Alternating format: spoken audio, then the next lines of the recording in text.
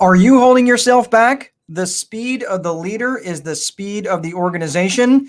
Today on the Landlord Coach Daily-ish show, let's get it started. 5, 4, 3, 2, 1, 0, ignition, liftoff.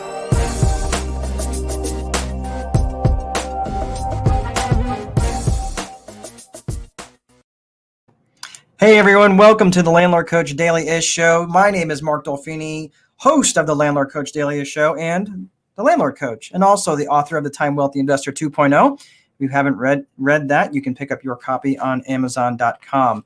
So today's topic, the speed of the leader is the speed of the organization. Are you holding yourself back? And you may not even realize you're holding yourself back because you just go along on your status quo. And I'm often reminded, painfully sometimes, of my own shortcomings and mistakes that I make, especially when it comes to the speed of the decisions or the types of decisions that need to be made. Sometimes I want to ruminate on things too long, and as a result, my organization doesn't go as quickly as fast as it could, right? Whatever business that's in. I'm in several businesses, and sometimes the speed of the decision is obvious. It doesn't need to be ruminated on. It just sometimes I take longer than necessary. Well, that it comes down to a question of, management and leadership in my own situation, right? So let's first define the difference between a manager and a leader. All right. This often gets confused. And I often wonder why too, that a manager is expected to have leadership qualities when they're almost diametrically opposed. I say almost, because you can have qualities in each, but a manager and management is about differences. Leadership is about unity and unification.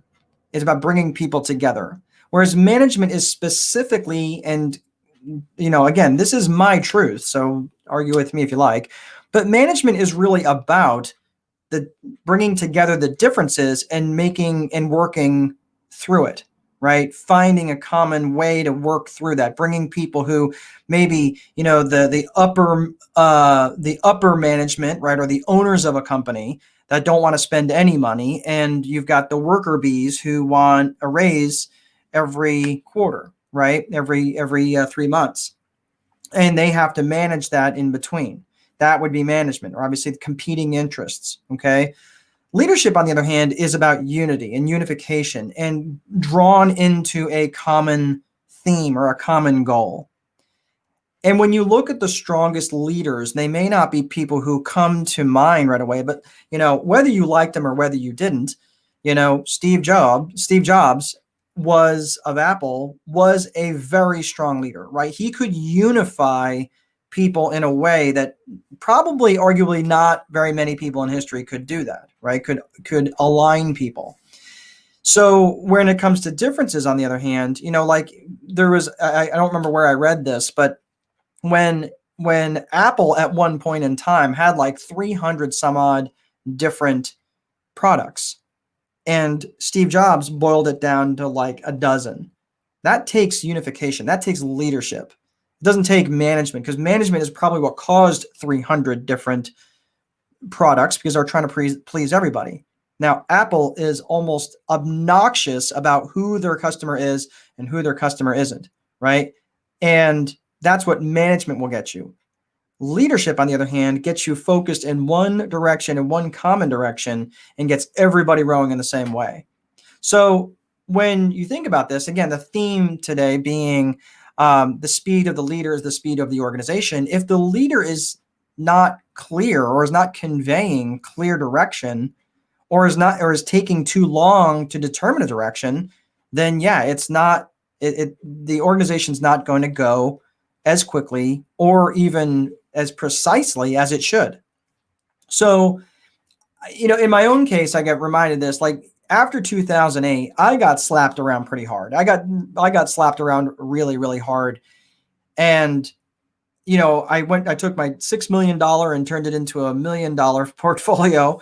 And as a result, I turned inward. I got small. I got very debt averse. I was afraid to take risks. I mean, literally, if there really wasn't a clear, if I do A, then B will happen. Because of that, I became fearful. Not only became fear of failure, but then even worse, I became very fearful of success. And what's fear of success? Well, who's like, how could you be afraid of success? Well, fear of success is nothing more than fear of loss, right? Like for those who've fallen in love and gotten hurt really, really bad, and you turn inward and you're like, you harden your heart and you're saying, I'm not going to do this anymore because there's too much pain related to that. Well, think of how many amazing things happen out of falling in love, right? But you have to take that chance, right? You have to open your heart. You have to allow that to happen. Now that's maybe kind of a softy version of what I'm talking about, but and I've been there too, right? I climbed out of a really bad relationship in 2010, 2011. But if I hadn't opened my heart and softened my heart, I might not have pursued a relationship with my bride, a really awesome gal. And also at certain parts of that, I was bringing into the marriage, like not being afraid of success, being afraid of like, okay, I'm actually worthy of something really good. Like, well, if I love her too much, then she could hurt me. And then I'm just gonna, I'll love enough. I'll keep it at a distance. Well, let's bring this into the real estate realm. Let's bring this in the business realm, right? It's kind of hard to kind of invest in a property. It's kind of hard to kind of, hire somebody or kind of take that next step. So if you're doing this where you're always going to have 100% certainty before you move forward with something, you're never going to move anywhere of any real significance. You're never going to allow yourself to lose sight of the shore because you're afraid of going over the horizon, where you're afraid of losing sight of the shore because you're like, well, I'm never going to go out in the deep ocean because that's just way too dangerous. I almost died last time that happened. Well, again, it kept me in my situation. I can't speak for you, but in my own situation, it kept me on guard, and it kept things way, way, way too stagnant for way too long. So are you afraid of, putting deals together or making offers on properties, or even just conversations that you're putting off that that you need to have, right? And all of this was keeping me from my best life. And I know that's likely to happen to you if you're not careful. And it just happened for me for way too long. And I would hate that to happen to anybody else, just because fear, let's face it, is a lie. And that's fundamentally what it comes down to, is fear is just a flat lie that none of us should be believing in. So that's all I have for today. Thanks for joining me today in the Landlord Coach Daily-ish show.